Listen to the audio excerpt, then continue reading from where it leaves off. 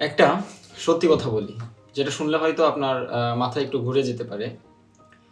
এখন আপনি স্ক্রিনে যেই প্রোডাক্টটা দেখছেন, এই প্রোডাক্টটা পুরোপুরি ডিজাইন করতে আমার টিমের লেগেছে মাত্র ৩ দিন। হ্যাঁ, ঠিকই শুনছেন, মাত্র ৩ দিন। একটু ভাবুন তো কিভাবে এই ৩ দিনের মধ্যেই আমরা এই পুরো প্রোডাক্টটা শুরু থেকে শেষ পর্যন্ত তৈরি করে ফেললাম? সেটাই আসলে একটু মজার ব্যাপার। এই পুরো প্রসেসের প্রতিটি ধাপেই আমরা এআই এর সাহায্য নিয়েছি। কয়েক বছর আগেও যখন এইরকম এআই এর এতটা হাইপ ছিল না, তখন হয়তো এমন একটা প্রোডাক্ট ডিজাইন করতে আমাদের কম করে হলেও ১৫ থেকে ২০ দিন, এমনকি মাসের পর মাসও লেগে যেত। কিন্তু এখন আর সেই লম্বা সময় লাগে না। এখন আমরা খুব দ্রুত, খুব জটিল জিনিসও অনেক সহজেই বানিয়ে ফেলতে পারছি। ডিজাইন সিস্টেম, ড্যাশবোর্ড আর পুরো কমপ্লেক্স ইউআই ইন্ডাস্ট্রিটা আস্তে আস্তে একটু যেন ভেঙে পড়ছে। কিন্তু মজার বিষয় হচ্ছে এই নিয়ে আসলে কেউ তেমন কোনো কথা বলছে না। অথচ আমি মনে করি আমাদের এখনই এই বিষয়টা নিয়ে একটু কথা বলা উচিত। কারণ এখন দিন বদলাচ্ছে, টুল বদলাচ্ছে, আর যেভাবে এআই আমাদের কাজের ধরন বদলে দিচ্ছে সেটা নিয়ে খোলাখুলি আলোচনা করা খুবই জরুরি। অনেকে ভয় পাচ্ছেন যে এআই ডিজাইনারদের চাকরি খেয়ে দিবে। আসলে বিষয়টা সেরকম না। এআই সেই সব ডিজাইনারদের রিপ্লেস করে না যারা আসল সমস্যার সমাধান করে বা প্রকৃত অর্থে যারা সৃজনশীল। বরং সিনিয়র ডিজাইনারদের কাজের চাপ এখন এআই এর কারণে উল্টো আগের চেয়ে আরও অনেক গুণ বেড়েছে। এআই আসলে রিপ্লেস করছে সেই একটানা ড্যাশবোর্ড বা ডিজাইন সিস্টেম বানানোর একঘেয়েমি প্রয়োজনীয়তাটাকে। এখন যা হচ্ছে, ডিজাইনের সৃজনশীল বা এক্সপ্রেসিভ অংশটা বড় হচ্ছে। আর যে বিরক্তিকর রিপিটিটিভ অর্গানাইজড অংশটা, যেটা নিয়ে আমরা এতদিন এত গর্ব করতাম, সেটা আস্তে আস্তে ভেঙে পড়ছে। আমাদের শেখানো হয়েছিল ইউআই কম্পোনেন্ট বানাও, ভেরিয়েন্ট ডিফাইন করো, ডিজাইন টোকেন নিয়ে কাজ করো। মনে করা হতো ডিজাইন সিস্টেমই ডিজাইনারদের সবচেয়ে প্রফেশনাল পার্ট। কিন্তু আসল সত্যি হলো ডিজাইন সিস্টেম বানানো হয়েছিল ওই রিপিটিটিভ কাজগুলো স্কেল করার জন্য, সৃজনশীল বা ক্রিয়েটিভ কোনো কাজের জন্য না। মানুষ হিসেবে আমরা পারফেক্ট না, তাই মেশিনের সাহায্যে নিয়মকানুন বানিয়েছিলাম। কিন্তু ভাবুন তো, সারাদিন একই কম্পোনেন্ট শুধু ড্র্যাগ অ্যান্ড ড্রপ করে যাওয়া কতটুকু সৃজনশীল বা ক্রিয়েটিভ? আমার মতে এটা একদমই ক্রিয়েটিভ না। এখন এআই আসার পর সিনারিওটা আরও একটু পাল্টে গেছে। এই বোরিং কাজগুলোর জন্য এআই একেবারে পারফেক্ট।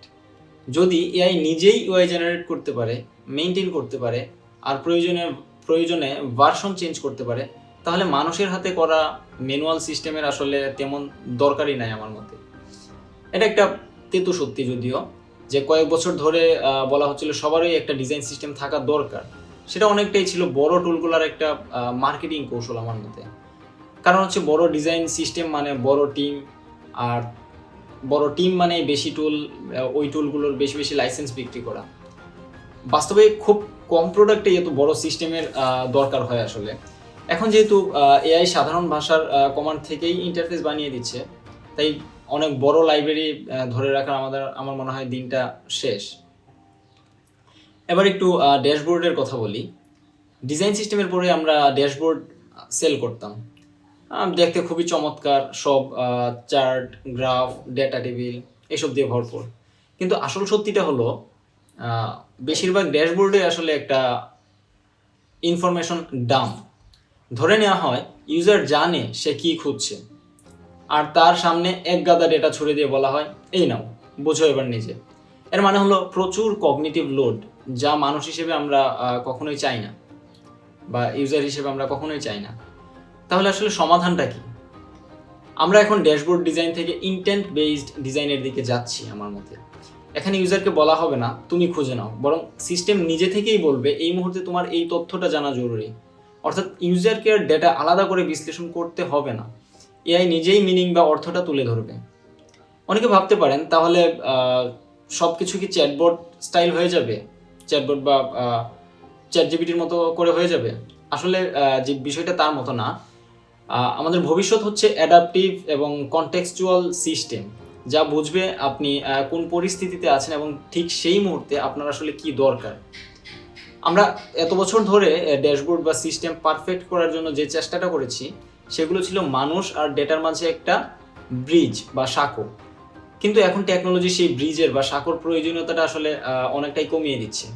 এআই হয়তো মাঝে মধ্যে ভুল করবে, কখনো কখনো হ্যালুসিনেট করবে, কিন্তু মানুষও তো ভুল করে, সেটার সঙ্গে আমরা অভ্যস্ত। এখন আমরা এআই এর স্পিড আর ইনসাইটের সঙ্গে অভ্যস্ত হচ্ছি। সবশেষে এটাই বলবো, ডিজাইন সিস্টেম বা ড্যাশবোর্ড এটা আসলে হচ্ছে ডেড হচ্ছে না বা মারা যাচ্ছে না, বাট ডিজাইন এখন আরও স্মার্ট হচ্ছে। আমরা এখন শুধু পিক্সেল নাড়াচাড়া করি না, বরং সিদ্ধান্ত নেওয়া আর এর মিনিংটা খুঁজে বের করাই হচ্ছে এখন আমাদের মূল কাজ।